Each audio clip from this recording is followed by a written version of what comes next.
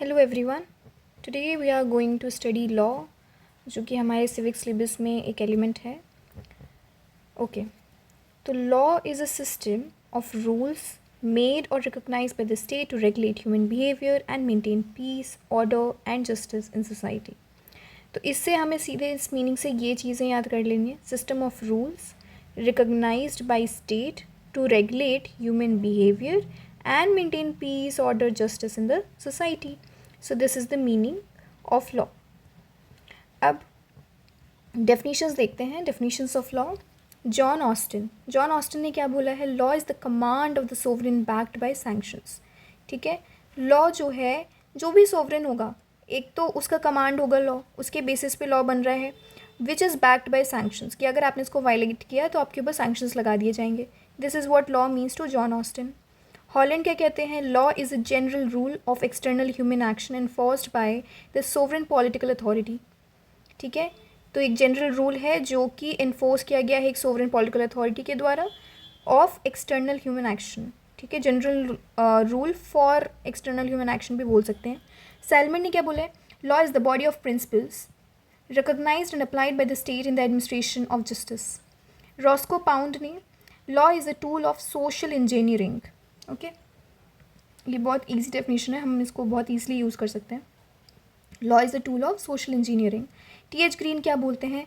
Law is an instrument for the moral development of individuals. एक moral development होने के लिए इंडिविजुअल्स का लॉ एक इंस्ट्रूमेंट है। तो हम अगर अपने आंसर्स में यूज़ करना चाहते हैं, I guess this would be a very good definition. ये दोनों सिमिलर लाइंस पे जा रही हैं, ये एक अलग से डेफिनेशन आई है, ये भी एक अलग से डेफिनेशन आई है। सो इन तीनों में से हम कोई भी यूज़ कर सकते हैं, रेस्ट आप देख लीजिए। कैरेक्टरिस्टिक्स क्या हैं? Characteristics of law. Law is made और recognised by the state, it is binding on everyone, it regulates external behaviour, it is enforceable through courts, violation attract sanctions, it aims justice, order and stability. तो अगर हम characteristics देख रहे हैं law की, तो क्या क्या हो जाएंगी? देखो, सबसे पहली बात, एक लॉ वो तभी हो सकता है जब वो रिकॉग्नाइज है made it was created by a state, right. तो स्टेट इसका मेन एक तरीके से एलिमेंट होगा लॉ का। फिर बाइंडिंग होना चाहिए। जब कोई लॉ का मतलब क्या, अगर वो बाइंडिंग नहीं है, वो रेगुलेट नहीं करते कि एक्सटर्नल बिहेवियर के इंसान के, it is enforceable through courts, violation attract sanctions, it aims justice, order and stability. चलो, objectives of law: maintain peace, protect rights, deliver justice, promote welfare, resolve disputes, maintain social order, regulate governmental power। तो ये objectives हैं law के। क्या क्या? Peace maintain कर लेता है, जस्टिस डिलीवर करता है, वेलफेयर करता है, राइट्स करता है, ये तो बेसिक हो गया। इसके आगे रिजॉल्व करता है disputes, maintain social order, regulate governmental power. चलो, सोर्सेज क्या क्या हो सकते हैं? कोई भी एक लेजिस्लेशन आपने बना दिया हो, वो एक सोर्स हो गया। कस्टम बनाया हो, जुडिशियल डिसीजंस के थ्रू एक सोर्स हो सकता है।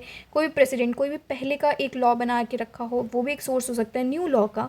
ट्रीटीज़ एंड इंटरनेशनल एग्रीमेंट्स हो सकता है, इक्विटी, रीजन।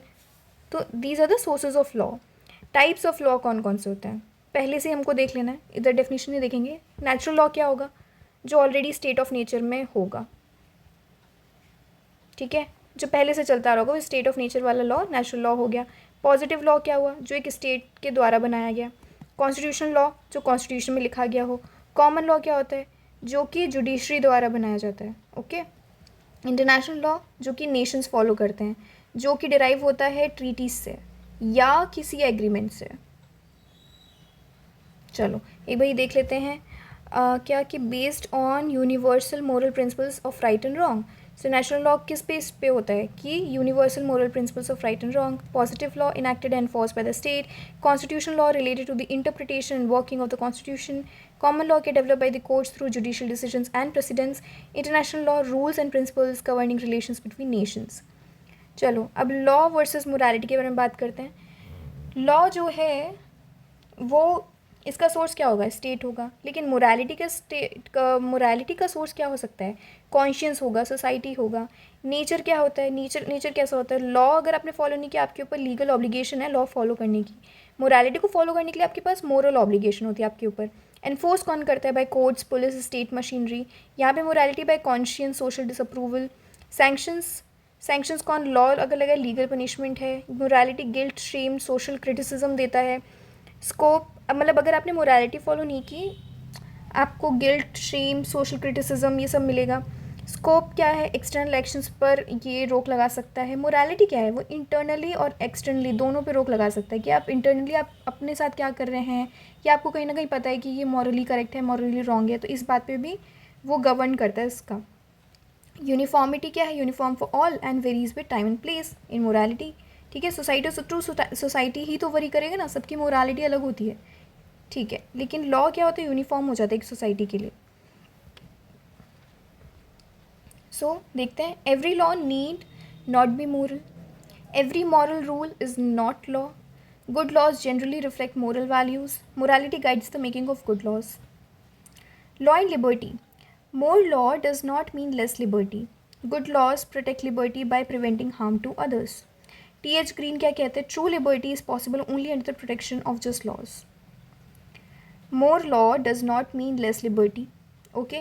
T.H. Green का बिल्कुल हम ना एक तरीके से J.S. मिल के अगर हम थॉट व्यू से जाएं तो वो ये बोलते थे कि लिबर्टी को रोकता है लॉ। ठीक है, लेकिन यहाँ पे ये बोल रहे हैं कि लॉ की वजह से लिबर्टी और अच्छी हो जाती है। कैसे हो जाती है, प्रोटेक्ट कैसे करती है लिबर्टी को। सपोज़ ऐसे देखते हैं ना कि स्ट्रीट लाइट्स हैं, ट्रैफिक सिग्नल्स हैं, अगर वो नहीं होंगे तो कितनी अफरा तफरी मच जाएगी, कोई बहुत सारे एक्सीडेंट्स हो सकते हैं, तो उसको प्रिवेंट किया जाता है। तो this is how law protects the liberty. तो एक तरीके से वही एग्जाम्पल है। तो ये T.H. ग्रीन का मानना है, क्या कहते हैं, true liberty is possible only under the protection of just laws. Rule of law क्या क्या है, rule of law means one is above the law. It includes three principles. No one is above the law. Sorry. तो rule of law का मतलब क्या है, no one is above the law. It includes three principles: supremacy of law, equality before law, and predominance of legal spirit. चलो जल्दी से देख लेते हैं। जो law होगा, अगर no one above the law है, इसका मतलब वो सुप्रीम है।